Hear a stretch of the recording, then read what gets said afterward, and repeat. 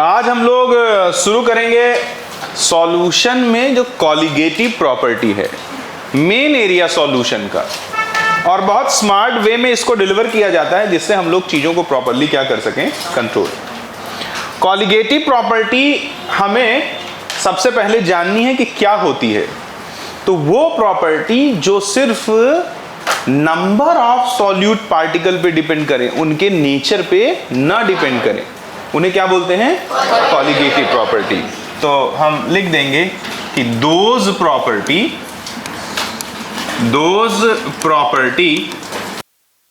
which depends upon the relative number of solute particle। Relative मतलब समझते हो, solvent के रिस्पेक्ट में सॉल्यूट का जो नंबर है, depends upon the relative number of solute particle, those property which depends upon the relative number of solute particle is called colligative property।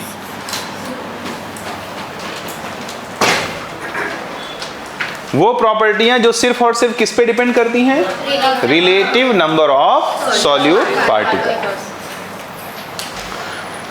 नीचे note करके लिखिएगा, they do not depends upon the nature of solute particle. They do not depends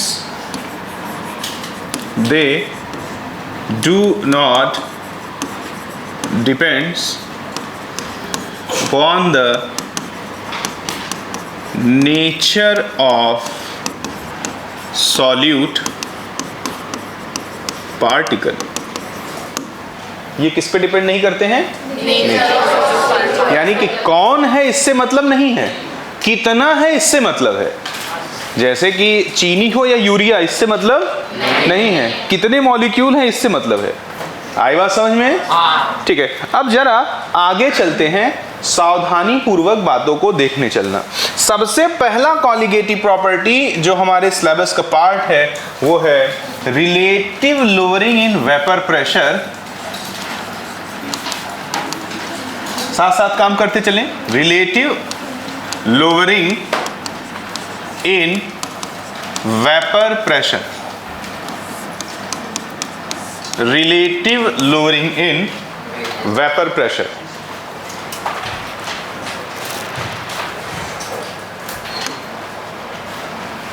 पीछे हो चुका है, फिर भी एक बेस्ट वे में इसको बताते हैं क्योंकि थोड़ा ट्विस्ट रहेगा आज। बच्चों, हम लोग दो तरह का सॉल्यूशन पढ़े थे, जिसमें एक सॉल्यूशन था कि अगर लिक्विड सॉल्वेंट में डाल दिया जाए नॉन वोलेटाइल सॉलिड सॉल्यूट, क्या डाल दिया जाए, नॉन वोलेटाइल सॉलिड सॉल्यूट, तो हमारा एक सॉल्यूशन बनके तैयार होता है जो जिसमें क्या क्या होता है, सॉल्वेंट और सॉल्यूट। बहुत ध्यान पूर्वक देखिएगा, बोलने से बचिएगा, ऑब्जर्वेशन बहुत स्ट्रांग रखिएगा। अगर यहाँ हम देखें कि जब non volatile pure solvent B में मैंने घोल दिया, तो अब जब सॉल्यूशन बन के तैयार हो गया, तो सॉल्यूशन बनने पर सरफेस पर सिर्फ सॉल्वेंट के मॉलिक्यूल नहीं रहेंगे, सॉल्वेंट के साथ साथ कुछ सरफेस एरिया सॉल्यूट मॉलिक्यूल के द्वारा भी कवर कर लिया जाएगा। यानी कि अगर मैं कहूं कि सरफेस पर सॉल्वेंट मॉलिक्यूल के नंबर्स क्या हो गए, डिक्रीज कर गए, तो आपको कोई समस्या इससे होनी नहीं चाहिए। अगर मैं सेम टेम्परेचर पर दोनों को क्या करता हूं, हीट करता हूं, तो अगर सेम टेम्परेचर पर हीट करता हूं और यहां जो है इसका वेपर प्रेशर कितना आता है, सपोज P0 आता है, तो उसी टेम्परेचर पर इसको हीट करूंगा तो इसका वेपर प्रेशर P0 नहीं आएगा, क्योंकि अब सरफेस पर सॉल्वेंट मॉलिक्यूल्स की जो नंबर है वो क्या हो गया है, the number of solvent molecule on the surface is decreases. तो यहाँ जो वेपर प्रेशर आएगा, सपोज इट इज PS, बोलो हाँ, पक्का? ठीक है, यहाँ पर सॉल्वेंट के मॉलिक्यूल्स के जो नंबर हैं वो ज्यादा हैं और यहाँ पे सॉल्वेंट के मॉलिक्यूल के जो नंबर है वो क्या है, इसीलिए यहाँ पर वेपराइजेशन, तो जब ज्यादा वेपर बनेगा तो ज्यादा वेपर प्रेशर लगाएगा ना, इसका मतलब अगर टेम्परेचर कांस्टेंट हो तो जो P0 की वैल्यू है वो हमेशा PS से क्या होती है, बड़ी होती है। इसका मतलब अगर इसे मैं लैंग्वेज में बोलना चाहूं तो क्या बोलूंगा कि vapour pressure of pure solvent is greater than vapour pressure of solution. नहीं, मैं ऐसा नहीं बोलूंगा, मैं बोलूंगा vapour pressure of pure solvent is always greater than the vapour pressure of solution. Always यानी हमेशा वो क्या होगा, सॉल्यूशन के वेपर प्रेशर से ज्यादा होगा। अगर सरकारों इतनी बात में आपको कोई समस्या नहीं है तो जरा यहां आ जाइए और मेरा सहयोग करें। अगर मैं कहूंगा कि सॉल्यूशन का जो टोटल वेपर प्रेशर है वो किसकी वजह से होगा, ड्यू टू ए और ड्यू टू बी, क्योंकि सॉल्यूशन में दो चीज मौजूद है। सेम टाइम मैं कहता हूं कि जो सॉल्यूट है वो नॉन वोलेटाइल है। नॉन वोलेटाइल का मतलब होता है वो कभी भी वेपराइज, तो जब सॉल्यूट का वेपर ही नहीं बनेगा तो उसके द्वारा जो एक्सर्टेड वेपर प्रेशर है वो कितना हो जाएगा, 0। तो मैं इसकी वैल्यू कितना मान देता हूं, 0। और PS क्या हो जाएगा, PB के बराबर। PB क्या हो जाएगा, PB0 इंटू XB हो जाएगा। यहां से P सॉल्यूशन कितना आ गया, PB0 यानी प्योर सॉल्वेंट का वेपर प्रेशर, जिसे हम लोग अमूमन क्या मानते हैं, P0। तो यहां पे मैं क्या लिख सकता हूं, P0। ध्यान से ऑब्जर्व करिए, रिपीट करने से बचें कोरस में। देखें XB mole fraction of solvent है, तो ये हो जाएगा moles of solvent upon moles of solute plus moles of solvent. Capital N जो है सॉल्वेंट की मात्रा सॉल्यूशन में सॉल्यूट के कंपेयर में ज्यादा होती है, इसलिए कैपिटल N जो बड़ा वाला N है उससे सॉल्वेंट के मोल को रिप्रेजेंट कर रहा हूं, और जो छोटा वाला N है उससे सॉल्यूट के मोल को रिप्रेजेंट कर रहा हूं। बट ये कोई यूनिवर्सल लॉ नहीं है। क्वेश्चन वगैरह हम कई बार ट्रेडिशनली अपन ऐसे करते हैं तो पलट के कह देता है कि कैपिटल N को सॉल्यूट मानना है और स्मॉल n को सॉल्वेंट, बट आदमी ट्रेडिशनल पैटर्न में चलता है और गलत कर देता है। तो आप हमेशा अवेयर होकर करिएगा, मैं यहाँ कैपिटल N किसके मोल को मान रहा हूँ, सॉल्वेंट के, और स्मॉल n किसको मान रहा हूँ, सॉल्यूट के। अगर इतनी बात हो गई, इसको मैं इक्वेशन नंबर 1 मान दूं, तो यहाँ से जरा गौर पूर्वक देखिएगा कि यहाँ से अगर मैं क्रॉस मल्टीप्लाई कर दूं तो PS into N plus PS into capital N, ये किसके बराबर हो गया, P0 इंटू कैपिटल N के। यहाँ से जरा देखें कि अगर मैं लिखना चाहूँ कि PS इंटू स्मॉल n, ये किसके बराबर हो जाएगा, P0 minus PS upon capital N के बराबर हो जाएगा। बोलो, यहाँ से हम लोग लिख सकते हैं कि P0 minus PS upon PS, ये किसके बराबर हो जाएगा, ये बराबर हो जाएगा small n upon capital N के। इसको इक्वेशन नंबर 2 कह दूं तो कोई असुविधा, बोलो नहीं। अब इक्वेशन नंबर 1 और 2 को मल्टीप्लाई करूंगा, क्या करूंगा, इक्वेशन नंबर 1 को मल्टीप्लाई कर दूंगा इक्वेशन नंबर 2 से। इक्वेशन नंबर 1 में LHS पे क्या क्या मौजूद है, PS, और इसमें क्या मौजूद है, P0 minus PS upon PS, यानी यहाँ LHS में क्या हो जाएगा, PS into P0 minus PS upon PS हो जाएगा, इज इक्वल्स टू RHS में जरा देख के बताओ इसमें क्या क्या मौजूद है, capital N upon small n plus capital N, लिख दिया यहाँ capital N upon small n plus capital N multiplied by small n upon capital N। सब लोग सुन रहे हैं, मन बट रहा है, मन बटने ना पाए, मन को दबोच के रखना। Small n into capital N, capital N से कैपिटल N, PS से PS, पक्का, ठीक है। और वहां पे और क्या, ये ना इक्वेशन 1 हो गया,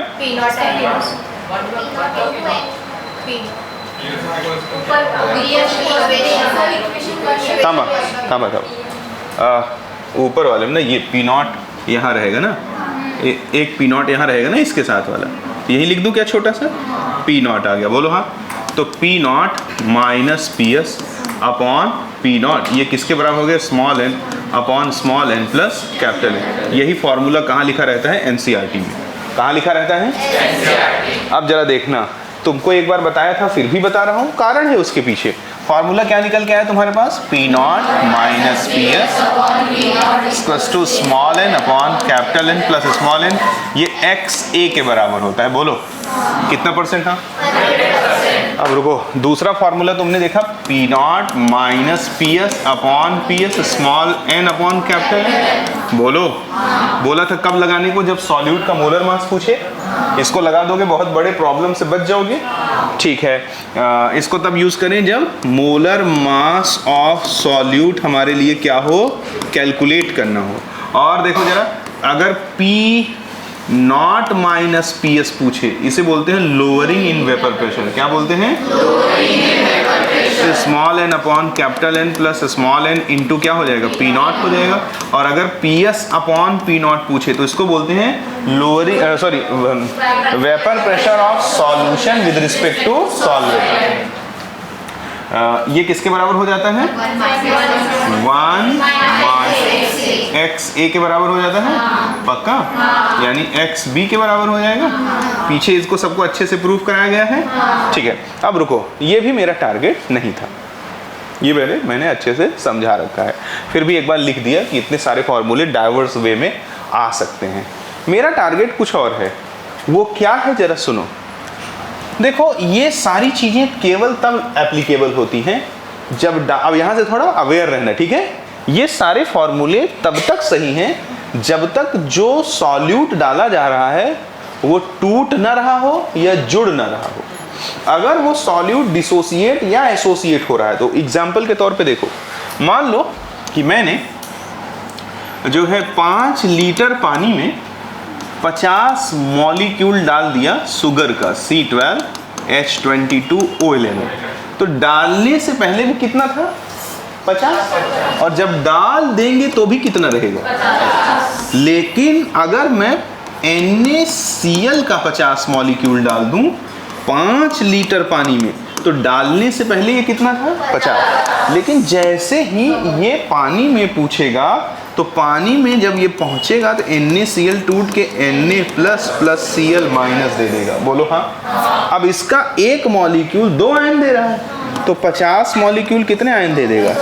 100 आयन। बोलो हाँ। यानी डालने से पहले, खूब ध्यान से सुनो, खूब ध्यान से सुनो, बोलने से बचो जब तक मैं ना पूछूं। यानी डालने से पहले टोटल मॉलिक्यूल कितने थे? 50। और डालने के बाद कितने हो गए? 100। यहां लफड़ा होगा कि नहीं? क्योंकि कॉलिगेटिव प्रॉपर्टी किस पे डिपेंड करती है? केवल नंबर ऑफ पार्टिकल। यहां जो तुम पेन पेपर से कैलकुलेट करोगे और जो लैब में नापोगे, दोनों वैल्यू सेम नहीं रहेंगे। तो वैज्ञानिकों ने यहां प्रॉब्लम फेस करना शुरू कर दिया। या ऐसी कुछ व्यवस्था हो जाए जैसे कि बेंजोइक एसिड को जब हम लोग किस में डालते हैं? बेंजीन में डालते हैं, तो ये डायमराइज कर जाता है। आपको फॉर्मेलिटी पढ़ाते समय मैंने पढ़ा रखा था। तो इसका 2 मिलके इसका 1 बना देता है। बोलो हाँ। अब मान लो हम बेंजीन में बेंजोइक एसिड के 100 मॉलिक्यूल डाल रहे हैं। दिमाग ठंडा करिए, बेंजीन में बेंजोइक एसिड के 100 मॉलिक्यूल डाल रहे हैं, तो डालने से पहले हमको 100 लगेगा, बट अंदर जाके 2 मिलके 1 हो जाता है ना, तो 100 मिलके 50 हो जाएंगे। तो अंदर जब जाएगा तो वो 50 मॉलिक्यूल में कन्वर्ट हो जाएगा, डायमराइज कर जाएगा। यानी कि जो भी कॉलिगेटिव प्रॉपर्टी हम कैलकुलेट करेंगे और जो हम लैब में नापेंगे, दोनों एक नहीं होगा। जैसे मान लो हम अभी पढ़ रहे हैं क्या? Relative lowering in vapour pressure. अगर इसको हम कैलकुलेट करेंगे तो कुछ आएगा और लैब में जाके नापेंगे तो कुछ आएगा। जो कैलकुलेटेड वैल्यू लैब की वैल्यू का समर्थन ना कर रही हो, साइंस उसको एक्सेप्ट नहीं करता, उसको गलत मानता है। ऐसा आप एग्री करते हैं कि नहीं करते हैं? ठीक है, तो देखिए, तो इस तरह की समस्याओं से निजात पाने के लिए वैज्ञानिक ने कॉन्सेप्ट दिया वैन हॉफ फैक्टर का। किसका कॉन्सेप्ट दिया? गौर पूर्वक इतना दिल से बात को देखें कि मजा आ जाए आपको। वैन हॉफ फैक्टर का कॉन्सेप्ट दिया। उनने बोला कि जो CP ऑब्जर्व्ड, ऑब्जर्व्ड मतलब लैब वाली वैल्यू, अपॉन CP थ्योरेटिकल होगा, वो I के बराबर होता है। I है वांट ऑफ फैक्टर। तो इसका मतलब जरा देखो, CP ऑब्जर्व्ड क्या हो गया? I इंटू CP थ्योरेटिकल हो गया कि नहीं? यानी ज्यादा चेंज करने की जरूरत नहीं है। जो तुम थ्योरेटिकली निकाल रहे थे बस उसमें किससे मल्टीप्लाई कर दो, तो तुम्हारा कॉपी पेन पे भी वही आंसर आएगा जो लैब से आ रहा था। लैब वाला डेटा सीपी ऑब्जर्व था ना, कॉपी पेन वाला डेटा सीपी थ्योरेटिकल था ना। अगर सीपी थ्योरेटिकल में मैं किससे मल्टीप्लाई कर दूं, वैन हॉफ फैक्टर से, तो ये डेटा मैच कर जाता है किसको, लैब वाली वैल्यू को। किसको मैच कर जाएगा, लैब वाली वैल्यू। नहीं समझा? तो देखो यानी आई बहुत इंपॉर्टेंट है, आई के बारे में डेप्थ नॉलेज बहुत इंपॉर्टेंट है। तो मेरे पास गहराई भरा जानकारी मौजूद है, आप एक एक करके उसको समझने की कोशिश करिएगा। कुल दो स्थितियां पैदा हो सकती हैं, पहला हो सकता है किसका, डिसोसिएशन का, और दूसरा हो सकता है एसोसिएशन का।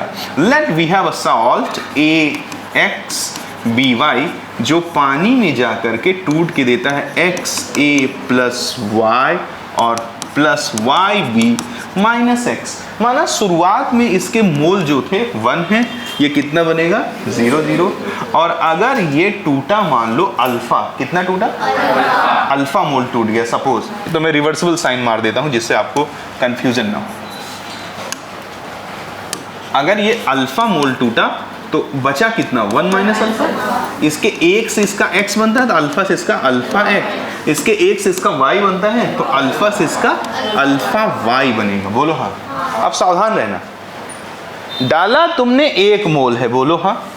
तो जो तुम्हारा CP कॉलिगेटिव प्रॉपर्टी थ्योरेटिकल होगा वो तुम्हें क्या लगेगा कि जो तुम जानते हो उसी नंबर के डायरेक्टली प्रोपोर्शनल होगा। तो तुम कितना जानते हो, 1 मोल, क्योंकि तुमने 1 मोल डाला है। तो ये बात ध्यान से सुनना क्या बोल रहा हूं। जरा सा तुम डिस्कनेक्ट हुए कि कंटेंट गया हाथ से। मैंने बोला कि मैंने इसका 1 मोल लिया है, तो लेने वाला मैं हूं, तो मुझे मालूम नहीं मैंने कितना लिया है। ठीक है, अगर मुझे मालूम है कि मैंने कितना लिया है तो मैं कह सकता हूं जो CP थ्योरेटिकल होगा वो सीधे 1 के प्रोपोर्शनल होगा, क्योंकि मैं जानता हूं कि सभी कॉलिगेटिव प्रॉपर्टियां सीधे किस पे डिपेंड करती हैं, नंबर ऑफ सॉल्यूट पार्टिकल पर डिपेंड करती हैं। तो जब नंबर ऑफ सॉल्यूट पार्टिकल मैंने 1 मोल ले रखा है तो 1 मोल पे डिपेंड करेंगी। लेकिन जो लैब है वो झूठ बोलता है क्या, लैब कभी भी झूठ नहीं बोलता, वो तो एक्चुअल नंबर पे डिपेंड करेगा ना। तो जो, अबे समझ रहा है कि नहीं, तो CP ऑब्जर्व जो है वो किस पे डिपेंड करेगा, एक्चुअल नंबर पे। तो एक्चुअल नंबर कितना है, this plus this plus this, क्योंकि ये डालते से ही टूट गया था। डालना तुमने 1 मोल तो तुम्हें लगा टोटल कितना है 1 मोल, लेकिन वो अंदर जाकर के टूट गया ना। तो एक्चुअल मोल्स कितने हैं, 1 माइनस अल्फा, कितने हैं 1 माइनस अल्फा और plus X alpha plus Y। Any issue? अब मैं जानता हूं कि I क्या होता है, CP observed upon CP theoretical. थोड़ा सा डिवाइड कर दूंगा, इसको अगर A मान दूं और इसको अगर B मान दूं, तो मैं क्या करूंगा, इक्वेशन नंबर B को डिवाइड कर दूंगा इक्वेशन नंबर A से, और क्या हो जाएगा, CP observed upon CP theoretical. ये किसके बराबर हो जाएगा, देखो डिवाइड करोगे प्रोपोर्शनलिटी साइन उड़ जाएगा, 1 माइनस अल्फा और प्लस अल्फा कॉमन कर दो तो क्या हो गया, x प्लस वाई। बोलो हाँ। और ये किसके बराबर होता है, I के। नहीं समझा? अब जरा ध्यान पूर्वक देखते रहिएगा। ये x प्लस वाई क्या है, जरा देखो, मोल्स आफ्टर डिसोसिएशन है कि नहीं, टूटने के बाद मोलों की संख्या है कि नहीं। x plus Y is the total number of moles of the product, means moles after dissociation. Am I right? ठीक है, तो यहां मैं इसकी जगह n पुट कर दूं, कोई प्रॉब्लम, किसी को कोई प्रॉब्लम? तो मैं क्या लिख सकता हूं, I इज इक्वल्स टू 1 और प्लस इसको n मान दूं और अल्फा कॉमन कर दूं तो n माइनस 1 इंटू अल्फा हो जाएगा। एनी प्रॉब्लम, किसी को कोई प्रॉब्लम? यानी यहाँ पे हमने क्या किया है, x प्लस वाई को क्या माना है, n माना है। आगे मेरे प्यारे सरकार मैं चलूंगा और दहाड़ता हुआ लिख दूंगा alpha equals to I minus 1 upon n minus 1। This is the formula here. Alpha is the degree of dissociation, कितना परसेंट टूट रहा है, 2%, 10%, 5%, 20%, समझ लगा? तो ये अल्फा, I और n, ये तीनों का मतलब समझना चाहिए। What is the I is the want of factor, what is the n is the total number of moles after dissociation, and what is the alpha, degree of dissociation. Is that clear? तो जब कोई solute अगर टूट रहा होगा तो ऐसी स्थिति में बॉडी लैंग्वेज सही करके बैठें, रोज आपसे कुछ न कुछ गिरता रहता है, ठीक है, और उसका मतलब क्या है, डायवर्जन, फिजिकल डायवर्जन भी होता है, शरीर इधर उधर करता है ना। एकदम कांस्टेंट होके बैठिए और आवाज करने से क्लास में बचिए, ठीक है, क्योंकि हम लोग कम समय में ज़्यादा वर्क करेंगे तो स्मार्ट वर्क करना पड़ेगा कि नहीं। तो देखते चलें, अल्फा की वैल्यू कितनी आई, i-1 upon n-1। This is the case of dissociation. अब अगर एसोसिएट हो रहा हो तो क्या हो सकता है, तो चलो उसको भी लगे हाथ देख लेते हैं। मान लो n मोल A है और ये एसोसिएट होकर के वर्षा 1 मोल AN बना दे रहा है। अगर मैं इसका 1 मोल ले दूं तो शुरू में कितना बनेगा, 0, क्योंकि शुरू में रिएक्शन होती नहीं। मैंने माना इसका अल्फा मोल टूट के एसोसिएट हुआ, टोटल नहीं हुआ, कितना हुआ, अल्फा मोल। तो n से कितना बनता था, n से कितना बनता था, तो अल्फा से कितना बनेगा, ये कंटाप दूंगा, n से कितना बना, 1। कैसे आया 1, जब n को n से डिवाइड किए ना, तो अल्फा से कितना बनेगा, अल्फा बाई n। अबे n से कितना बनता था, 1, तो n से 1 कैसे पाओगे, जब उसको n से डिवाइड करोगे ना। यानी एक्चुअली इसका मोल कैसे मिल रहा है, n से डिवाइड करने पर। तो अगर इसका अल्फा टूटा तो कितना बनेगा, अल्फा बाई n। ठीक है, किसको नहीं समझा दोबारा बता दूंगा, बोलो एनीवन। ठीक है, ध्यान से देखें, इसके n मोल से इसका कितना मोल बन रहा है, कुछ लोगों ने हाथ भी उठा दिया, n मोल से कितना बन रहा है, 1। n से 1 कैसे मिलता है, डांस करने पर कैसे मिलता है, n से ही डिवाइड करने पर। यानी कि प्रोडक्ट का मोल चाहिए तो तुमको रिएक्टेंट के मोल को n से डिवाइड करना पड़ेगा, बोलो हाँ। रिएक्टेंट का कितना मोल टूट रहा है, अल्फा। वी नीड प्रोडक्ट्स मोल, तो कैसे आएगा, डिवाइड बाई n। नहीं समझा, ठीक है। अब जरा देखें Cp थ्योरेटिकली तुम्हें लगेगा तुमने 1 मोल डाला है तो सारे प्रॉपर्टीज किसके प्रोपोर्शनल होंगे, 1। और Cp ऑब्जर्व लैब तो झूठ बोलेगा नहीं ना, उसको इससे मतलब है कि तुमने क्या सोचा क्या डाला, वो तो एक्चुअल प्रॉपर्टी बताएगा। तो एक्चुअल मोल्स कितने हैं, 1 minus alpha plus alpha by n। Any problem, किसी को कोई समस्या, पक्का ना। आगे चलेंगे प्यारे सरकार। तो जरा आप देखें, यहाँ से हम क्या लिखेंगे, I क्या होता है, Cp ऑब्जर्व यानी लैब वाली value divided by Cp theoretical. तो ये क्या हो जाएगा, 1 minus alpha plus alpha by n upon 1 हो जाएगा। यहाँ से हमने इसको I कर दिया, इसको जरा उधर खींच लो, i-1 हो जाएगा, अल्फा कॉमन कर दो, 1 बाई n-1 हो जाएगा। अल्फा कितना हो गया, i-1 अपॉन 1 बाई n-1 होगा, बोलो। यहाँ पे n क्या है, मोल बिफोर एसोसिएशन। ये देखो, अगर यहाँ ये एसोसिएशन से पहले जो मोल है वही क्या है, n। तो यहाँ n क्या है, n है मोल बिफोर एसोसिएशन, जुड़ने से पहले मोल्स की संख्या। और यहाँ क्या है, n मोल्स आफ्टर डिसोसिएशन। तो ये जो दोनों फॉर्मूले हैं ना, यही हमें जिंदा रखने का काम करेंगे क्वेश्चंस में। जब तक हम इनके थ्रू डील नहीं करेंगे चीज़ों को, तब तक हम फंसते चले जाएंगे। तो इसका मतलब कि तुम्हें अब कुछ बातें और ध्यान से सुननी पड़ेंगी। पूछो क्या और कैसे, तुम्हें सुनना पड़ेगा कि हम कॉलिगेटिव प्रॉपर्टी के किसी भी क्वेश्चन को, क्या बोला मैंने,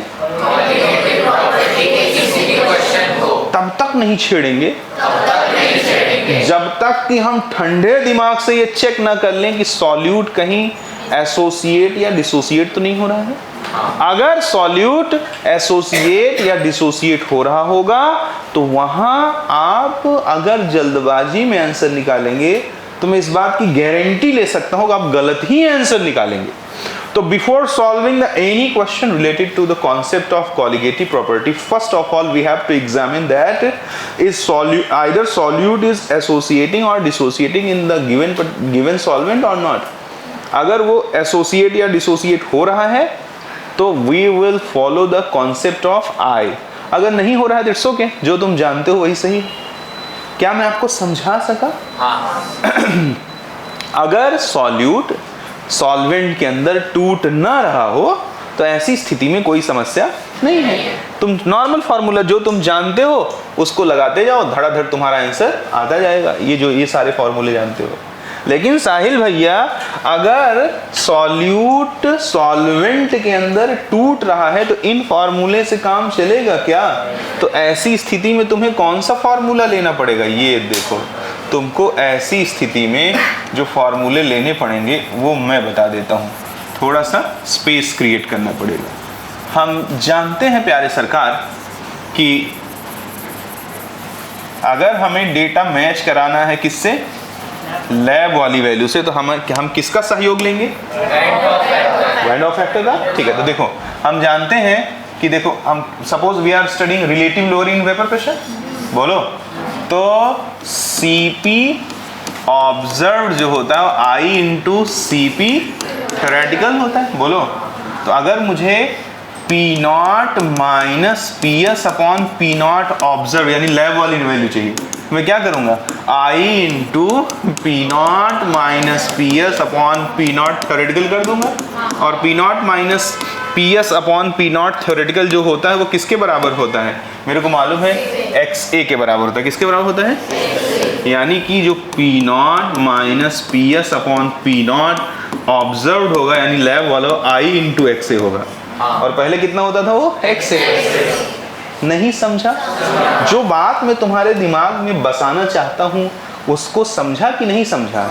कि मैं किसी भी relative lowering in vapour pressure के क्वेश्चन को तभी सॉल्व करूँगा जब मुझे पता लग जाएगा कि क्या चल रहा है, सॉल्यूट, एसोसिएट या डिसोसिएट तो नहीं हो रहा है। क्योंकि अगर सॉल्यूट, एसोसिएट या डिसोसिएट नहीं हो रहा होगा तो फॉर्मूला ये होगा, सॉरी एसोसिएट या डिसोसिएट हो रहा होगा तो फॉर्मूला ये होगा, और नहीं हो रहा होगा तो फॉर्मूला ये होगा। Is that clear? नहीं समझा? उम्मीद करता हूँ कि समझ में आया होगा। अब बात आती है आई निकालने की, तो आई निकालने को हम आपको धीरे धीरे सिखाते हैं चीज़ों को। जी, नॉन वोलेटाइल सॉल्यूट में वेपोराइजेशन नहीं होता है, आपने कहा। हाँ। लेकिन हमने पहले वाले इसमें P0 को ग्रेटर कर दिया, मतलब वहाँ पे तो वेपोराइजेशन मतलब वेपर प्रेशर तो वहाँ पे हो ही रहा है। क्या कह रही हो? क्या कहना चाहती हो? इधर देखो, यहाँ पे सिर्फ सॉल्वेंट वेपराइज हो रहा है और यहाँ पे भी सिर्फ सॉल्वेंट ही वेपराइज हो रहा है, बट यहाँ सरफेस पे सॉल्वेंट के मॉलिक्यूल क्या है? ज़्यादा, यहाँ पे क्या है? कम। तो इसका वेपर प्रेशर इससे क्या होगा? ज़्यादा।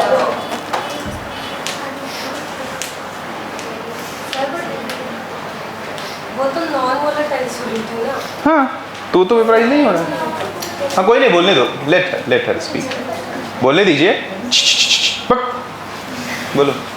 नॉन वोलेटाइल सॉल्यूट है तो पोलराइजेशन, वेपोराइजेशन नहीं होगा। यानी जब हमने इसमें मिला दिया तो वेपराइजेशन उसका नहीं होगा, यानी सिर्फ सॉल्वेंट का होगा। ठीक है, सरफेस पे दोनों है ना। शरबत पीती हो, ऊपर से पियोगी तो सिर्फ चीनी मुंह में जाएगा या पानी चीनी मुंह में जाएगा? दोनों जाएगा ना, यानी सरफेस पे दोनों है ना। नहीं समझा? वंस मोर, पूछो कोई बात नहीं। आई विल नॉट जज यू, पूछो। क्वेश्चन ये था कि वो नॉन वोलेटाइल है तो वहाँ पे वेपोराइजेशन नहीं होगा, तो फिर वहाँ पे वेपर प्रेशर कैसे होगा? मतलब तो हाँ, ओके ठीक है, हो सकता। उनका कहना है कि जब यहाँ बेटा सिर्फ नॉन वोलेटाइल सॉल्यूट नहीं है, नॉन वोलेटाइल सॉल्यूट और सॉल्वेंट दोनों हैं, तो नॉन वोलेटाइल सॉल्यूट का वेपराइजेशन नहीं होगा बट सॉल्वेंट का तो होगा पक्का।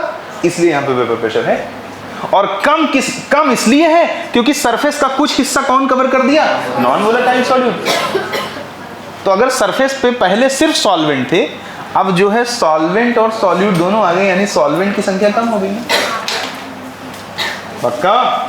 ठीक है, उम्मीद करता हूं कि समझ में आया होगा।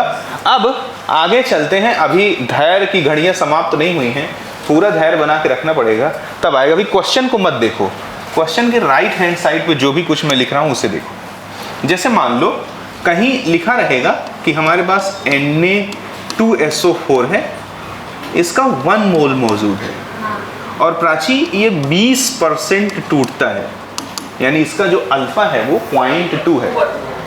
समझे कि नहीं समझे?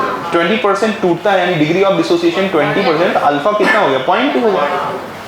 कोई चीज परसेंटेज में है और वो चीज चाहिए तो 100 से डिवाइड करना पड़ेगा ना। कोई चीज है और परसेंटेज चाहिए तो 100 से मल्टीप्लाई करना पड़ेगा। पक्का? ठीक है, तो जरा देखो ये टूट करके क्या दे देगा, जरा देखो, चुप रहना बिल्कुल। 2Na प्लस SO4 पे -2, शुरू में कितना बनेगा? 0 0। ये इसका अल्फा कितना हो गया? अगर ये 20% है तो अल्फा 0.2 हो जाएगा। 100 से डिवाइड कर दोगे तो अल्फा आ जाएगा ना, ये सब लोग जानते हैं। ठीक है, तो ये कितना टूटेगा? 0.2। तो था कितना? टूटा कितना? बचा कितना? ये 1 से कितना बनता है? तो 0.2 से, ये 1 से, तो 0.2 से, ये कितना बचा 0.8, तो जरा देखो, और ये कितना हो गया 0.4, और ये कितना हो गया, पक्का आई बात समझ नहीं है? तो ये सब करना तुम्हें आना चाहिए। जैसे अब मान लो ये सब पूरा बवासीर करने की जरूरत है नहीं, तुम्हारे पास फार्मूला है, तो तुम ये सब मत करो। ये तो तुम्हें इसलिए दिखा रहा है जिससे तुम्हें एक बेसिक आइडिया लगा रहे। तुम्हारे पास डिसोसिएशन का फार्मूला मौजूद है कि नहीं? I alpha equals to I minus 1 upon N, alpha 0.2, I minus 1, N कितना है 2 1 3, मोल्स आफ्टर डिसोसिएशन कितना है 3 माइनस 1, तो 0.2 equals to I minus 1, 3 minus 1 कितना हो गया 2, तो आई कितना हो गया 2 दूनी 4, 0.4 प्लस 1 आई कितना हो गया 1.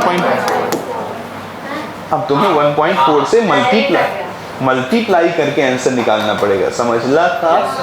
कितना परसेंट? हाँ, कितना परसेंट? पक्का? एक चीज और जान लो, पूछो क्या?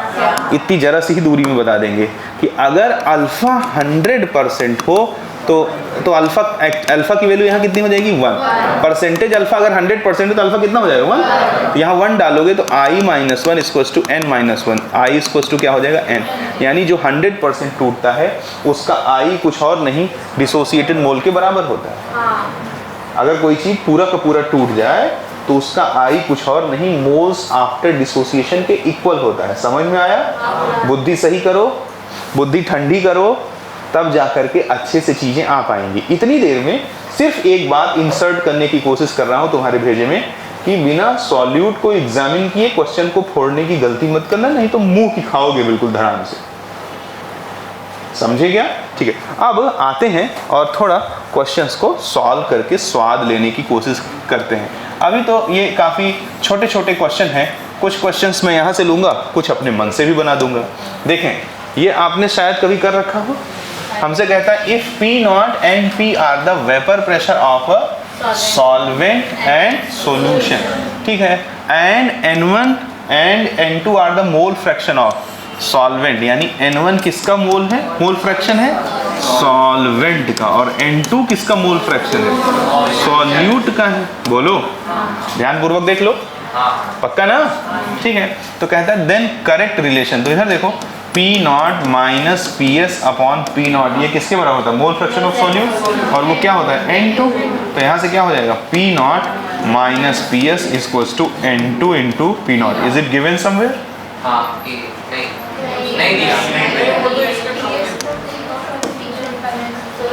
Is it given somewhere? इसका मतलब कि इस फॉर्म में आंसर नहीं निकालना है। इसका ये मतलब नहीं कि गलत है, इसका मतलब इस फॉर्म में आंसर नहीं निकालना है। ठीक है, तो सारे के सारे जो हमारे आंसर हैं वो किस फॉर्म में दिए हुए हैं, P के फॉर्म में और P नॉट के फॉर्म में। यानी कोई बात नहीं, इधर देखो, इसको मैं P कह दूं, बोलो, तो ये क्या हो जाएगा P naught minus N2 into P not. ये P सॉल्यूशन ही तो P है, यहाँ से P नॉट कॉमन कर दूंगा तो 1 माइनस N2 किसके बराबर हो जाएगा, N1 के, और ये P के बराबर हो जाएगा। अब दिया है क्या? चलिए, समझा कि नहीं समझा? बोलो। अच्छा, ध्यान से पढ़ लो, मैं दोबारा नहीं पढ़ाऊंगा। आप अगर बाहर आके कहोगे सर को आया नहीं, तो मैं भी कहूँगा कोई बात नहीं। तो ध्यान से पढ़िए, ठीक है क्या? मैं अपना मैक्सिमम इनपुट दे रहा हूँ, आप भी अपना मैक्सिमम इनपुट दीजिए। तो ये डायरेक्ट हमने किया, लेकिन थोड़ा सा एक चाल और चलते तो आंसर आ जाता। ये मैंने आपको सिखा रखा है, इसमें आपको मुझे नहीं लगता कि बहुत बड़ी प्रॉब्लम होने वाली है। आपको प्रॉब्लम जहाँ होती वो इस तरह के क्वेश्चन है। हमसे कहता है the mass of a non volatile non electrolyte solute, और मोलर मास कितना है 50 gram per mole, needed to be dissolve in 114 gram of octane to reduce its vapour pressure 75%। ये भी क्वेश्चन कोई बहुत बड़ा क्वेश्चन नहीं है। गौर पूर्वक देखें, हमसे कह रहा है कि हमारे पास साहिल भाई 114 ग्राम किसका मौजूद है, 114 ग्राम हमारे पास मौजूद है ऑक्टेन का, ठीक है, और उसमें क्या डाल रहा है, non volatile and non electrolyte solute डाल रहा है। मान लिया कि A ग्राम डाल रहा है। कितना डाल रहा है? इसका मोलर मास भी दिया हुआ है कितना? इसका मोलर मास दिया है 50 ग्राम पर मोल। बोलो हाँ। इसके डालते ही उसका वेपर प्रेशर 75% से कम हो जा रहा है कि 75% को कम हो रहा है, रिड्यूस्ड टू 75, यानी घट करके 75% हो रहा है। तो देखिए P0 minus PS upon P0 लिख दो, small n upon small n plus capital. पहले कितना था? P0 घट करके इसका 75% हो गया, तो PS क्या हो जाएगा? P0 into 75 upon 100। बोलो। और अपॉन यहाँ क्या हो जाएगा? P0 into nothing. बोलो। नहीं समझा? ठीक है। अब वो कह रहा है कि वेपर प्रेशर घट करके कितना हो जाता है? 75%। तो ओरिजिनल क्या था? P0 ना। अब एक सॉल्वेंट होता है, उसमें सॉल्यूट डालते हो तो सॉल्वेंट का वेपर प्रेशर घटता है ना, तो घट करके कितना हो गया? 75%, यानी P0 का 75%। नहीं समझा? बोलो। नहीं समझा? अभी इसको नहीं समझा तो क्या करूंगा? इधर देखो, n क्या हो जाएगा? A divided by 50 upon A divided by 50 plus कितने ग्राम है ऑक्टेन? 114। ऑक्टेन का मोलर मास क्या होता है? Octane CaH18। बोलो। तो 12×96 और प्लस 18, 8 6 114 ही होता है। तो आसान हो गया। ये इससे कट के कितना आ गया? 1 आ गया।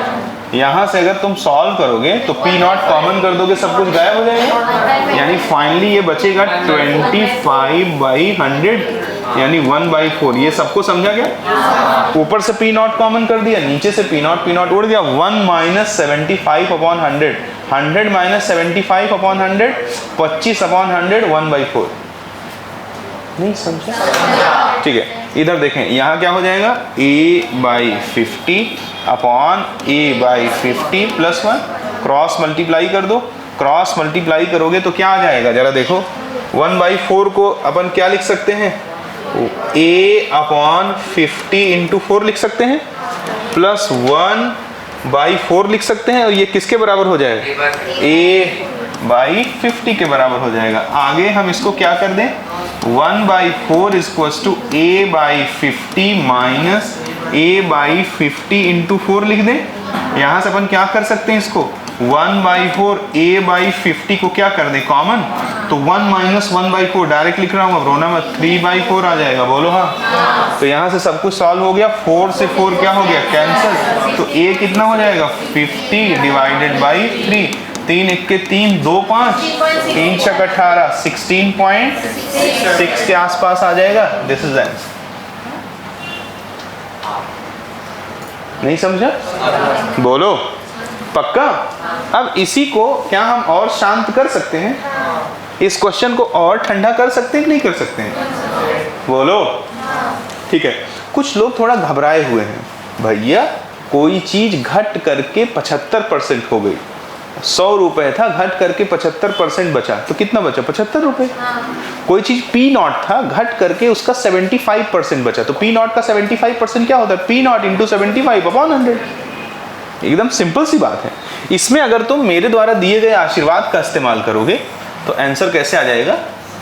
जल्दी से बोलो जरा। P0 माइनस PS, सीधे बोलो 75 P0 अपॉन 100 और अपॉन में PS 75 P0 small n upon capital N A/50 upon 1। अब थोड़ा तो मुस्कुरा दो। इधर देखो, ऊपर क्या बचा? 25 और अपॉन 100, और नीचे बचा 75 अपॉन 100। तो मून रेड कह के 1/3 लिख दूं? बोलो। देख रहे नहीं, कुछ लोग खून की उल्टी कर रहे। अबे इसको सॉल्व करेंगे 1/3 आएगा। सालों आना चाहिए इतना मैथमेटिक्स। ये किसके बराबर आ गया? A/50 के। बोलो हाँ। ये कितना आ गया? अबे हंस तो दे, रोता ही रहता है। यानी कि सर जी ने जादू कर दिया कि नहीं। जो प्रॉब्लम इतना लंबा चौड़ा जो है टाइम लगा रहा था, उसको सर जी ने देखो छोटे से बॉक्स में कर दिया। अब अगर तुमको इसको डिवाइड करने 1/3 नहीं आता है, तो इसमें मेरे बाप की या मेरी कोई गलती नहीं है, इसमें सिर्फ और सिर्फ तुम्हारी गलती है कि नहीं? नहीं सर, गलती आपकी है पूरी तरीके से। तो ये हो गया बच्चों मेथड 2 हो गया। कहो हाँ। बहुत शार्पली आपको काम करना है, बहुत स्मार्ट तरीके से। हाँ, इसमें किसी बच्चे को कुछ नहीं समझा तो वो घर पे मेहनत करे, क्योंकि इतना समझना चाहिए। ठीक है, आगे चलें। आगे क्वेश्चन नंबर 3 को देखते हैं। शुरू हो गया खेल। कहता है relative decrease in vapour pressure दीदी of an aqueous solution NaCl। मैंने तुम्हें थोड़ी देर पहले क्या बोला था? किसी भी क्वेश्चन को तब तक सॉल्व नहीं करोगे जब तक तुम सॉल्यूट से फैमिलियर ना हो जाओ। सॉल्यूट NaCl है, ठीक है, और कह रहा है relative decrease in vapour pressure of an aqueous NaCl is 0.167. Number of moles of NaCl present in 180 gram of water. हमारे पास एक वाटर है, उसमें क्या डाला जा रहा है? और जब उसमें NaCl डाल दिया जाता है तो रिलेटिव डिक्रीज में जब तक स्पेसिफाई ना करे कि विद रिस्पेक्ट टू सॉल्वेंट या विद रिस्पेक्ट टू सॉल्यूशन, तब तक तुम्हें उसे विद रिस्पेक्ट टू सॉल्वेंट ही मानना है, क्योंकि एनसीईआरटी में जो रिलेटिव डिक्रीज होता है विद रिस्पेक्ट टू सॉल्वेंट ही होता है। Is that clear?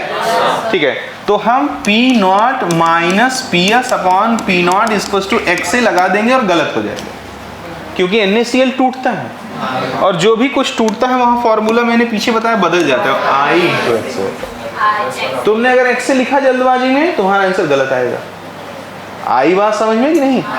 NaCl वो सॉल्यूट नहीं है जैसे कि यूरिया, जैसे कि ग्लूकोज, जैसे कि फ्रक्टोज, जैसे कि शुगर, ये सब टूटते नहीं है। बट NaCl सॉल्ट है, पानी में पहुंचेगा तो क्या हो जाएगा? टूट जाएगा। अब जरा आगे देखते हैं, इसकी हमें टोटल वैल्यू दी हुई है चेतन भाई 0.167, और I की वैल्यू हम यहाँ निकाल देंगे। X से क्या हो जाता है? मोल फ्रैक्शन ऑफ सॉल्यूट। तो NaCl का पूछ रहा है हमारे पास कि मास वगैरह दिया है कि नहीं दिया है? कोई बात नहीं, नंबर ऑफ मोल्स कोई बात नहीं, स्मॉल n पूछ रहा है upon small n plus capital N। 180 को 18 से डिवाइड कर दोगे तो 10 आ जाएगा। बोला हाँ। इसको मल्टीप्लाई कर दो 0.167 इंटू n और प्लस बोलो 1.67, बोलो हाँ, इज इक्वल्स टू I। अब I जब अल्फा की वैल्यू कुछ नहीं दिया है, अगर अल्फा की वैल्यू कुछ नहीं दिया तो 100% मानो, बोलो। तो अल्फा जैसे ही तुम 100% मानोगे, समझ में आ रहा है कुछ भाई? यहाँ तुम्हें NaCl कितना टूट रहा है इसके बारे में कोई जानकारी दे रहा है नहीं, तो हमेशा जब ना दिया हो तो कितना मान लो? 100%, क्योंकि उसके अलावा कुछ होता तो दिया रहता। सॉल्ट्स आर स्ट्रॉन्ग इलेक्ट्रोलाइट, अगर वो नहीं है तो स्पेसिफाई रहेगा क्वेश्चन में। तो यहाँ 100% है तो तुम जानते हो I किसके बराबर हो जाएगा? N, और NaCl टूट करके क्या देता है? Na प्लस देता है, Cl माइनस। तो कितना हो गया? I बराबर 2 हो जाएगा कि नहीं? यहाँ जो है हम पुट कर देंगे 2 इंटू स्मॉल n। एक इक्वेशन एक अननोन, बैंड नहीं बजा देंगे हम लोग। 1.67 is equals to 2n minus कितना हो जाएगा? 0.167 n हो जाएगा। 1.67 यहाँ से हम लोग n कॉमन कर देंगे, 2 माइनस 0.1, इसको राउंड ऑफ कर दूं, 17 कर दूं। अबे लास्ट वाली वैल्यू 5 से बड़ी, आगे वाली वैल्यू को 0.1 से बढ़ा दिया उसको, तो 2 में से 0.17 घटा दोगे तो कितना बच जाएगा?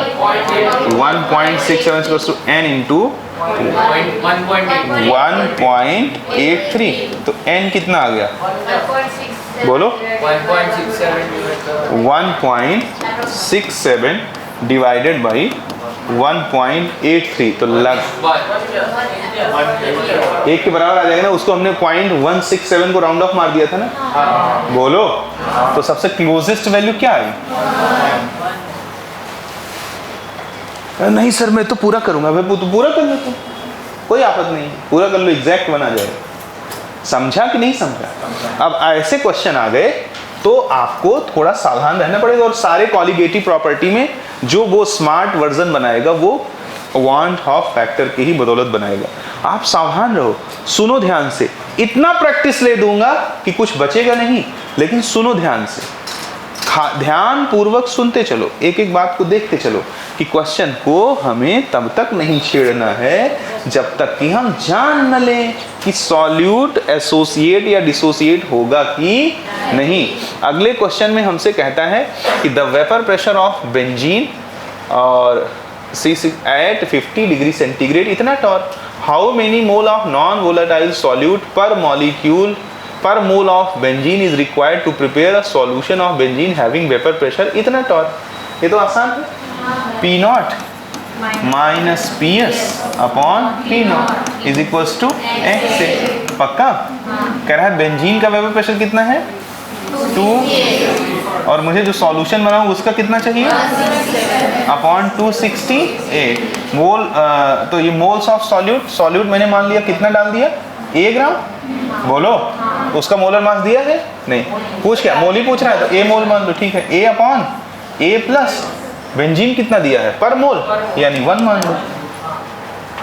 ए नहीं आ जाएगा, एक इक्वेशन एक अननोन, बोलो तो यहाँ 8 में से 7 गया तो कितना हो गया 1, 6 में से 6 0, 2 में से 1 गया तो 1 अपॉन 268, बोलो हाँ a upon a plus 1, cross multiply कर दो 101 a plus 101 is equals to 268 a, तो 101 is equals to 268 minus 101, a common हो गया, a कितना आ जाएगा 101, और 8 में से गया तो 7 हो गया 6, और ये कितना हो गया 167, तो a की वैल्यू नहीं आ जाएगी। सॉल्व करके बताओ कितना आ जाएगा, लगभग 100 में, हाँ पक्का ना, हाँ तो ये देखो ये हो गया हमारा राइट आंसर। हाँ तो सॉल्व करके देख लेना वो जो भी आ रहा है, वो जो आपने बताया वो मैंने कर दिया, आंसर इसी को सॉल्व करके आएगा। बोलना नहीं है, बिल्कुल भी बोलना नहीं प्यारे बच्चे, बोल करके काम होता तो पूरी दुनिया बोल के अपना काम कर लेती, सुन के काम होता है, बच्चे का काम सुन के होता है। उसका टीचर कंटिन्यूअस एक बात उस पर बम्बार्ड कर रहा है, बिवेयर, सॉल्यूट को पहचाने बिना क्वेश्चन को करने की गलती मत करो। इस तरह के क्वेश्चन तुमने पहले कर रखा है, इसलिए इसमें तुम्हें कोई इश्यू नहीं होना चाहिए। अब आगे जरा देखें, कहता है इफ, हाँ इस तरह के क्वेश्चन में मेरा इंटरेस्ट है आज। कहता है if relative decrease in vapour pressure is 0.4 for a solution containing 1 mole NaCl in 3 mole water, percentage ionisation पूछ रहा है, कोई बात नहीं। रिलेटिव डिक्रीज में जब तक स्पेसिफाई ना करे कि विद रिस्पेक्ट टू सॉल्वेंट या विद रिस्पेक्ट टू सॉल्यूशन, तो सरकार उसे क्या मानेंगे, बिकॉज एनसीईआरटी में विद रिस्पेक्ट टू सॉल्वेंट ही दिया है। हम लोग खुरापात करके उसे विद रिस्पेक्ट टू सॉल्यूशन भी निकाल देते हैं, जिससे क्वेश्चन हैंडलिंग में क्या हो जाए आसानी। बट ऐसे जब ना स्पेसिफाई करे तो तुम हमेशा उसे क्या मानोगे, विद रिस्पेक्ट टू, पक्का। और झंडा हम लोग फिर मिलके गाड़ेंगे। तुमको मेरे ऊपर भरोसा है, मुझे भी तुम्हारे पर भरोसा है। तुम याद रखो कि तुम अगर शांत पूर्वक अटेंड करने की शक्ति रखते हो, हड़बड़ी में नहीं हो, तो मैंने जैसे बाकी यूनिटों को पानी पिला दिया वैसे इसको भी पानी पिला दूंगा। स्टेप बाय स्टेप चीज़ों को देखते चलो, घबराओ मत, बस जितना सिखाऊं उतना सीखते चलो। देखो यहाँ से मैं लिखूंगा P naught minus P S upon P not, बहुत जल्दबाजी में हूँ, एग्जाम का बहुत प्रेशर है, इंटू एक्स से कर दिया, अपना ऐसी तैसी करा दिया, क्योंकि यहाँ पे जो सॉल्यूट है वो टूटेगा। वो कौन है, NaCl है, बोलो हाँ। और NaCl टूट के Na प्लस Cl में, बट इस बार 100% नहीं टूट रहा है, या टूट रहा है कि नहीं वो तो चेक करना पड़ेगा, बोलो। तो इतना तो तुम जान गए कि स्मॉल n की वैल्यू कितनी हो जाएगी, 2 मोल्स आफ्टर डिसोसिएशन कितना है बच्चे। तो यहाँ पे सबसे पहले तुम I से मल्टीप्लाई करोगे, तो चलो इसकी वैल्यू कितना दिया हुआ है जल्दी बता दो, 0.4, I निकालना है, x से कितना हो जाएगा, 1 प्रेजेंट है, 3 में 1/4, तो I कितना हो गया 0.4 अपॉन 1/4 यानी कि 1.6 आई आ गया, अल्फा नहीं आ जाएगा Varsha, alpha equal to I minus 1 upon M minus. ये कितनी बार पढ़ाऊंगा जानते हो? मैं अब तक कोई दूसरी बैच होता तो उसको मैं एक बार में पढ़ाता, यानी कि एक दिन पढ़ा देता, lowering in vapour pressure, relative lower in vapour pressure, elevation in boiling point, depression in freezing point, osmotic pressure, उसके बाद बताता कि देखो ऐसे भी होता है। बट तुम्हारी बैच थोड़ा एक बेचारों थोड़े बेचारे टाइप के, मतलब उनको थोड़ा सा मदद की जरूरत है टीचर की। मैक्सिमम स्टूडेंट्स को टीचर की मदद की जरूरत है, इसलिए मैंने अपनी टीचिंग स्किल चेंज कर दी। ऐसे नहीं पढ़ाता मैं लास्ट में बताता हूँ, ये देखो चारों प्रॉपर्टी ये चेंज होगा, धर धर धर सबने क्या करना है, से मल्टीप्लाई। इस बार मैंने सोचा मैं वही बात 4 बार बताऊंगा, एक बार एलिवेशन इन बॉइलिंग पॉइंट में, एक बार डिप्रेशन इन फ्रीजिंग पॉइंट में, एक बार ऑस्मोटिक प्रेशर में, तब तो बच्चे को समझ में आ जाएगा। और उसके बाद भी नहीं समझ में आया तो समझ लो खिलाड़ी है, उसको पढ़ना नहीं है, उसको बकवास करनी है। आई की वैल्यू कितना हो गया अल्फा, आई हो गया 1.6 माइनस 1, 2 माइनस 1, आई कितना आ गया 0.6, तो परसेंटेज अल्फा कितना हो गया? Is it given somewhere? Is the perfect answer. उम्मीद करता हूं कि आपको समझ में आया होगा, पक्का? बोलो बोलो, दोबारा बताऊंगा, टेंशन ना लो। n इक्वल्स टू बोलने दो। सुनिए, कोई क्वेश्चन पूछे तो हमें उस पर हंसने की जरूरत है क्या? कई क्वेश्चन में हमें भी नहीं आता है। बोलिए, जोर से बोलिए, मैं आपके साथ हूं। 1/4 कैसे आया? Moles of solute divided by total mole 3+1। 3 मोल पानी में 1 मोल उसने सॉल्यूट डाला है तो 1 अपॉन 1 + 3 कर दिया तो 4 आ गया। और बताओ, पक्का? ठीक है। जब तक मैं तुम्हें ना कहूं कि ना पूछना, तब तक तुम पूछो। अरे बहुत बड़ा क्वेश्चन आ गया।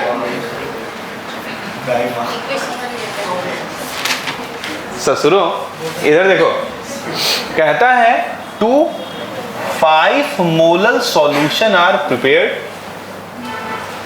Bye dissolving a non electrolyte non volatile solute. Thank God, टूट नहीं रहा। Separately in solvent X and Y।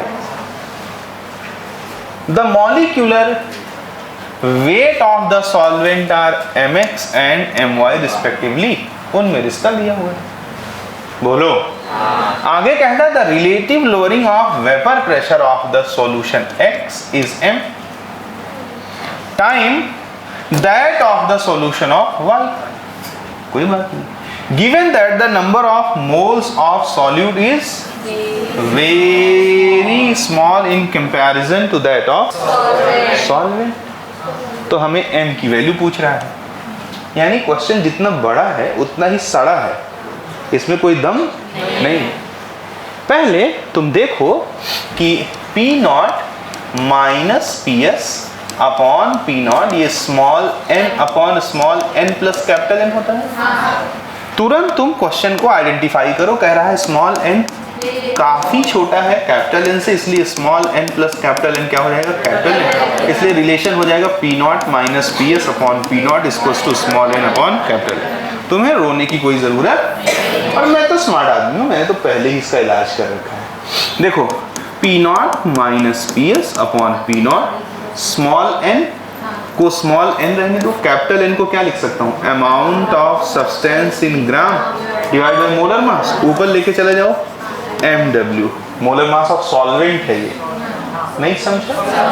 और यहाँ अगर मैं सेटिंग लगा दूं, डिवाइडेड बाई 1000 कर दूं, तो ये ग्राम किस में कन्वर्ट हो जाएगा? किलोग्राम में। और मल्टीप्लाई बाई भी 1000 कर दूं, बोलो हाँ, तो this one is what? Molarity, number of moles upon mass of solvent in kilogram. मेरे प्यारे सरकार, सबको समझ रहा है ये? तो ये क्या हो जाएगा? P0 minus PS upon P0 small m into MW upon 1000। भगवान के लिए MW को मोलर मास ऑफ सॉल्यूट मत कह देना, इतना ही तुमसे बस रिक्वेस्ट है मेरा। बोलो हाँ, पक्का?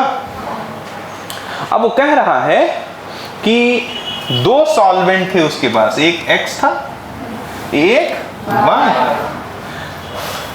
5 मोलर सॉल्यूशन, दोनों सॉल्वेंट में जो नॉन वोलेटाइल सॉल्यूट ऐड किया गया है। कौन ऐड किया गया है? तो जो सॉल्यूशन बना उसकी मोलेलिटी कितनी थी? 5। इसकी भी मोलेलिटी कितनी थी? 5। बोलो हाँ, पक्का? कहता है the molecular mass weight solvent. अच्छा, उनमें रिलेशन दिया है, यानी x के मोलर मास और y के मोलर मास में क्या दिया है? रिलेशन। बोलो आगे कहता है relative lowering of vapour pressure of the solution x। जो इसका रिलेटिव लोअरिंग वेपर प्रेशर है वो इससे कितने गुना ज्यादा है? पक्का? कितना % पक्का? पक्का ना? तो बस यही से आंसर आ जाएगा। यानी कि मैं इसका और इसका जो रिलेटिव लोअरिंग वेपर प्रेशर है उसका जब डिवीजन करूंगा तो डायरेक्ट कर दो, चक्कर आ जाएगा तुमको, डायरेक्ट नहीं करता। चलो इसको कुछ डेटा मान लो, x इसको मैं px मान लूं। px क्या है? Relative lowering in vapour pressure in solvent x। ऐसे ही py होगा। py किसके बराबर हो? जल्दी बोलो। m into molar mass upon 1000। But यहाँ मोलर मास x का होगा और यहाँ मोलर मास y। तो कह रहा है वो px अपॉन py करो तुम पहले। px अपॉन py करोगे तो वो क्या हो जाएगा जरा देखो। मोलैलिटी दोनों की 5-5 है। नहीं समझा? सुन रहे होगे तो समझोगे, नहीं सुन रहे होगे तो नहीं समझोगे, तो मोलैलिटी तो कट जाएगी। यानी देखो ये ऐसे हो जाएगा 5 into molar mass of x लिख दो अपॉन 1000 और ऊपर करोगे 1000 ऊपर चला जाएगा और उसकी मोलैलिटी कितनी आ जाएगी? 5 into molar mass of y आ जाएगा। 1000 से 1000 कट गया, 5 से 5 कट गया। इसकी वैल्यू कितनी दी हुई? स्मॉल है। वो कह रहा है x का जो रिलेटिव लोअरिंग वेपर प्रेशर है y से कितना ज्यादा है? m। तो बराबर कर दिए तो यहाँ क्या आ गया? Capital M x upon M Y. एक लाइन में आंसर आ गया। mx अपॉन एम वाई करोगे 3/4 आएगा। अबे ये दिया ना, mx अपॉन एम वाई कर देगा, क्या बचेगा? 3/4। नहीं समझा? खाली ये तुम्हारे पेशेंस को नाप रहा है। समझे कि नहीं समझे? बाकी क्वेश्चनों में इससे बड़ा सॉल्यूशन किए हो, बाकी क्वेश्चन में इससे बड़ा सॉल्यूशन किए हो। ये सिर्फ मेजर कर रहा है कि सामने बैठे बच्चे का धैर्य कितना है। फिर से कर दूं? बोलो बोलो। तुमको कुछ नहीं करना। देखो एक सॉल्वेंट है x, एक सॉल्वेंट है y, उसमें नॉन वोलेटाइल सॉल्यूट ऐड करके इक्वल कंसंट्रेशन 5 मोलर का सॉल्यूशन बना रहा है। बोलो। तो तुमको मैंने क्या ये इतना कूटूंगा ना, ये रिलेशन पहले नहीं सिखाया क्या? पक्का? मैंने रिलेटिव लोअरिंग वेपर प्रेशर को मोलैलिटी से रिलेट करके डेरिवेशन करा रखा है, फिर कर दिया डेरिवेशन। तो कह रहा है जो x का रिलेटिव लोअरिंग वेपर प्रेशर है और जो y का है, x का y से m गुना ज्यादा है। यानी कि अगर मेरा वजन इनके वजन से 2 गुना ज्यादा है तो मेरे वजन को इनके वजन से डिवाइड कर दोगे तो 2 मिलेगा ना। तो जब इसका जो रिलेटिव लोअरिंग वेपर प्रेशर इससे 2 गुना ज्यादा है तो इसके रिलेटिव लोअरिंग वेपर प्रेशर को इससे डिवाइड कर दोगे तो 2 आएगा ना। ये देखो मैंने px अपॉन py को m कहा है तो इसको m के बराबर कर दिया नहीं समझ? पक्का? स्पेस बढ़ा दूं? कहो तो बढ़ा के सॉल्व कर दूं। समझा है कि नहीं समझा है? बोलो। आसान सी बात है, हमको समझा? एनीवन? किसको नहीं समझा? दोबारा बता दूंगा। ठीक है, बहुत आसान है, वैल्यू पुट करना है। 3/4 आंसर आ गया। आगे देखें, अगला क्वेश्चन है, कहता है कि the vapour pressure of a solution of a non volatile solute B in solvent A. एक सॉल्वेंट है ए जिसमें एक नॉन वोलेटाइल सॉल्यूट क्या डाल रहा है? बी डाल रहा है। क्या डाल रहा है? बी डाल रहा है। बोलो हाँ। In a solvent A 95% of the vapour pressure of the solvent at the same temperature. ठीक है, if molecular weight of the solvent is 0.3 times the molecular weight of solute, what is the ratio of weight of solvent to solute? कह दो, अरे solute solvent मुझे तो कुछ समझ में ही नहीं आया। एक्सेस कर पा रहे हो नहीं कर पा रहे हो? मैंने थोड़ा क्वेश्चन के लेवल को क्या किया है? लिफ्ट अप किया है। कब तक वही का से कबूतर खा से खरगोश करते रहोगे? देखो कहता है एक एक करके चलते हैं। एक हमारे पास सॉल्वेंट है, सॉल्वेंट का नाम यहाँ पे ए है। सॉल्वेंट कौन है? ए। उसमें क्या कह रहा है? The vapour pressure of A solution of a non volatile solute. Non volatile solute कौन है? बी है। इसको किस में डाल रहा है? ए। पक्का? Is 95% of the vapour pressure of pure solvent at the same temperature. यानी कि P naught minus P S upon P naught equals to, अगर मैं क्या लिख दूं, एक्स ए लिख दूं, बोलो। तो पी नॉट और पी एस कितना है? पी नॉट का 95%, यही तो कह रहा है क्वेश्चन में, अपॉन 100। यहाँ क्या आ जाएगा? ओनली पी नॉट, बोलो। और ये किसके बराबर हो जाएगा? एक्स ए के। एक्स ए क्या हो जाएगा? Moles of solute upon moles of solute plus moles of solvent. आगे चलो, पी नॉट कॉमन कर दूंगा, कट जाएगा, और 1 माइनस 95 अपॉन 100 यानी 5/100 यानी 1/20, यानी लेफ्ट हैंड साइड पे 1/20 आ जाएगा। अब हमसे कहता है कि if the molecular weight of the solvent, solvent का जो मॉलिक्यूलर वेट है, यानी कि molecular weight of solvent 0.3 time ज्यादा है मॉलिक्यूलर वेट ऑफ सॉल्यूट से, बोलो हाँ। तो कहता है कि weight of the solvent, what is the, ये पूछ रहा है, what is the ratio of weight of solvent to solute, ये तो पूछ रहा है ना। ठीक है, तो जरा देखो, मैं स्मॉल एन को कैपिटल एन के कंपेयर में नेग्लेक्ट कर सकता हूँ, तो यहाँ पे क्या आ जाएगा? Small N upon capital. और वैसे मैंने देखा कि जो सॉल्यूशन का वेपर प्रेशर है वो सॉल्वेंट का 95% है, यानी डिक्रीज बहुत कम हुआ, 5% हुआ, बोलो। यानी सॉल्यूट की मात्रा काफी कम रही होगी ना। अबे समझा कि नहीं समझा? ये नेग्लेक्ट कर रहा हूं, ये बिल्कुल लॉजिकल है। पक्का? ठीक है, तो आप जरा देखें, यहां से मैं लिख दूंगा 1/20, और यहां मान लिया इसका वेट कितना था सॉल्यूट का, मैंने मान लिया स्मॉल एस था, तो डिवाइडेड बाई क्या हो जाएगा? इट्स मोलर मास, बोलो। और इसका मैंने क्या मान लिया? कैपिटल एस, तो डिवाइड बाई क्या हो जाएगा? It's molar mass. वो कहाँ चला जाएगा? ऊपर। नहीं समझा? ठीक है, तो 1/20 small S upon capital S. Small S है weight of solute, capital S है वेट ऑफ सॉल्वेंट। तो यहाँ से अगर हम लोग और आगे चलें तो एम एस और अपॉन एम एस क्या हो जाएगा? M capital S upon M small S. ये किसके बराबर हो गया? 0.3 के बराबर हो गया। तो जरा देखो, इसको मैं किससे मल्टीप्लाई कर दूंगा? 0.3, तो एस अपॉन कैपिटल एस क्या हो गया? 1 अपॉन 2 3 6, 1/6 हो गया, बोलो हाँ। यानी कि कितना हो जाएगा? डेसिमल लगाओगे 0, 6 के 6, 4 10 और 40 हो गया, तो 6 36, बोलो 0.166 यानी 0.15। ये क्वेश्चन ये डिसाइड करेंगे कि तुमने थियरी को कितना समझा। तुम सॉल्यूट का मोल, सॉल्वेंट का मोल, या तुम जो है सॉल्यूशन का वेपर प्रेशर, सॉल्वेंट का वेपर प्रेशर, इसको डिस्टिंग्विश कर पा रहे हो कि नहीं कर पा रहे हो? क्या तुम ये सोच पा रहे हो कि नहीं कि अगर सॉल्यूट डालने पर सॉल्यूशन का वेपर प्रेशर सॉल्वेंट का 95% है, इसका मतलब बहुत जरा सा कम हुआ, बहुत जरा सा कम हुआ, यानी सॉल्यूट के मोल बहुत कम है। यानी सॉल्यूट के मोल बहुत कम है, तो we can neglect the moles of solute with respect to solvent. ये सोचने आना चाहिए कि नहीं आना चाहिए? भारी जा रहा है, थोड़ा भारी तो जाएगा, उसको तुमको क्या करना है? स्क्रैप्स करना है, सीखना है, उसको कंट्रोल करना है हर हाल में। समझे कि नहीं समझे? ठीक है, तो उम्मीद करता हूं कि आपको इतनी बातें समझ में आई होंगी।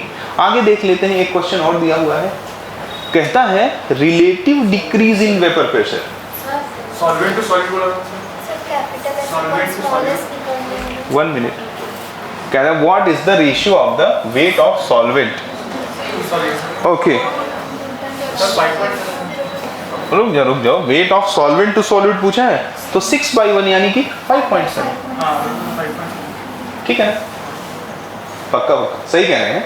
हमने किसका वेट निकाला? सॉल्वेंट टू सॉल्यूट निकाला, मैंने ध्यान नहीं दिया। उसमें पूछ क्या रहा है? Solvent to solute. हमने सॉल्यूट टू सॉल्वेंट निकाला, बोलो। तो उसमें जो पूछ रहा है उस हिसाब से आंसर बी करेक्ट होगा, बाकी दोनों करेक्ट। आई बात समझ में? ठीक है, अगला क्वेश्चन अगर हम लोग देखें तो अगला क्वेश्चन देखो तुम्हारे पल्ले पड़ पाता है कि नहीं, एक्सेस कर रहा है दिमाग कि नहीं कर रहा है, तो पढ़ो। Relative decrease in vapour pressure of an aqueous solution. हाँ बा, एक्वस सॉल्यूशन कह रहा है पानी बना दो, कह रहा है कंटेनिंग 2 मोल्स ऑफ दिस, इसका 2 मोल लिखा है, किसमें 3 मोल पानी है, बोलो हाँ, is 0.50 on reaction with AgNO3 this solution will form, ठीक है, assuming no change in degree. Okay ठीक है, बहुत ही अच्छा क्वेश्चन है, सुनो ध्यान से।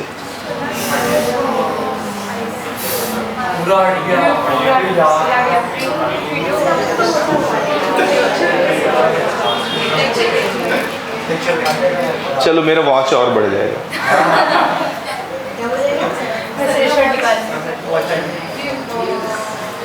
कोई बात नहीं, इतना क्या, अबे सालों 10 क्वेश्चन है कुल, 1 घंटा का खाली बैठक चाहिए। वो लिख लिया। अरे उसमें है ना, वीडियो देख नोट्स में ऐसा है, जो लिखा है वो नोट्स में। नहीं, नोट्स में अलग मैनर में है, सुनो अब आगे नोट्स मत फॉलो करना, क्योंकि वो देखो अलग अलग तरीके के बच्चे के लिए अलग अलग चीजें रहती हैं। चुप रहो, सुनो केवल, मुझे मत सिखाने लगे। आपको नोट्स में जो मिलेगा आई वो लास्ट में मिलेगा, ठीक है, तो आप इसको खूब बढ़िया से देखें और वॉच आवर को बढ़ाएं और नोट्स बनाएं। इधर देखो, इसके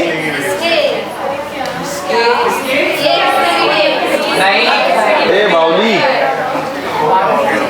इधर देखो,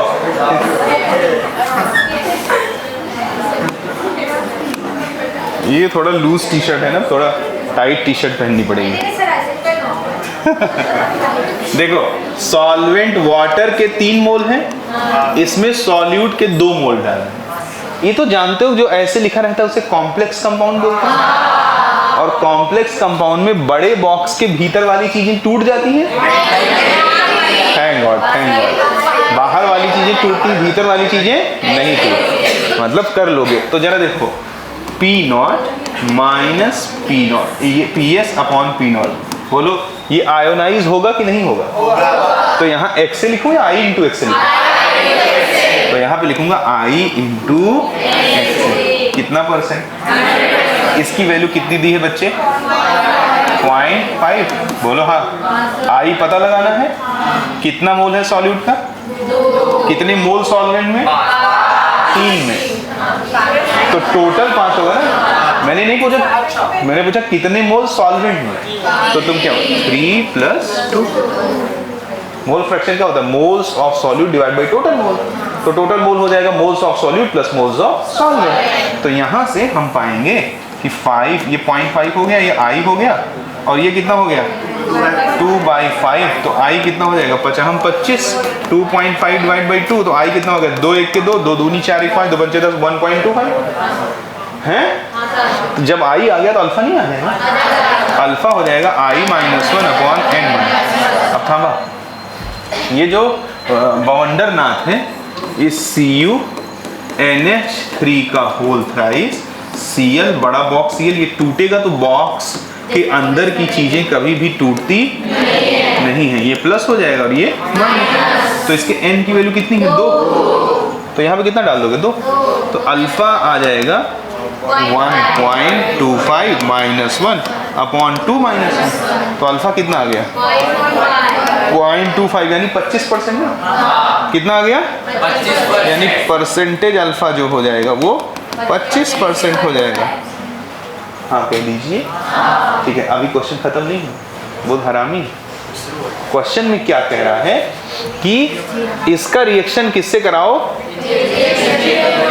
तो फिर क्या पूछ रहा है कि दिस सॉल्यूशन विल फॉर्म, तो AgCl। अब रुको, जब इसका रिएक्शन, अब यही ध्यान है, सब ध्यान का कमाल है, इसका रिएक्शन जब AgNO3 से कराओगे तो जो इसका Cl है वो Ag के साथ कंबाइन करके AgCl का प्रेसिपिटेट बना देगा। अब लेकिन यहाँ दिमाग लगाना पड़ेगा, ये मत कहना सर वो तो नहीं है। देखो इसके कितने मोल हैं 2, पक्का, बट कितना % टूट रहा है 25%। 2 का 25% कितना होता है 2 × 25, बोलो हाँ कितना 0.5। तो जब इसका कितना मोल टूटेगा? था कितना? कितना था? टूटा कितना? तो बचा कितना? 2 माइनस 0.5 बचा नहीं? था कितना? टूटा कितना? बचा कितना? 1.5 या 2 माइनस 0.5, सबका मतलब सेम है। अब रुको, इसके एक से लल्ला इसका कितना बनता है? तो इसके 0.5 टूटा ना, तो इसका कितना बन जाएगा? 0.5। तो यही 0.5 मोल जो हमारे पास कौन है? AgCl है। कौन है? वो किससे कंबाइन करेगा और क्या बना देगा? Ag। तो कितना मोल बनेगा? 0.5। भारी क्वेश्चन नहीं? Once more. हाँ, कोई दिक्कत नहीं। देखो, सबसे पहले ये जानो लाला कि क्या जानना पड़ेगा, मैं बता देता हूँ। थामा, ये Cu, चुप रहे, NH3 का होल ट्राइस Cl है। यहाँ क्या लिया हमने? AgNO3। ये क्या दे देगा? Cu NH3 का होल ट्राइस Cl। बोलो, और नाइट्रेट आयन आके यहाँ बल्ले बल्ले करेगा, प्लस AgCl का क्या बन जाएगा? प्रेसिपिटेट। तो इतना बता दो खाली कि AgCl उतना ही बनेगा जितना ये Cl देगा। अब कुल सवाल यहाँ अटक गया कि ये कितना Cl देगा। बोलो, तो इसके कितने मोल थे? 2। बट इसका अल्फा कितना है? 25%। तो 2 का 25% टूटेगा, क्योंकि अल्फा क्या है? जितना टूटता है, ये तो जानते हो ना। तो 2 का 25% आया 0.5, यानी कितना टूटा? तो इसके 1 से इसका कितना बनता है? तो 0.5 से इसका 0.5 का, यानी Cl माइनस के मोल कितने हैं? 0.5। अब 1 मोल Cl 1 मोल Ag से कंबाइन करता है ना, तो 0.5 मोल Cl 0.5 मोल Ag और 0.5 मोल AgCl बना देगा। नहीं समझे? और आंसर हो गया। इसे बोलते हैं मल्टीपल टॉपिक के क्वेश्चन। मल्टीपल टॉपिक के क्वेश्चन समझते हो? यानी कि टॉपिक होंगे 2 और क्वेश्चन होगा 1। नहीं समझा? उम्मीद करता हूँ कि आपको चीज़ें बेहतर वे में समझ में आई होंगी। आई है कि नहीं आई है? ठीक है। ये तो बॉइलिंग पॉइंट शुरू हो गया। अब जरा देखो समय कितना बचा।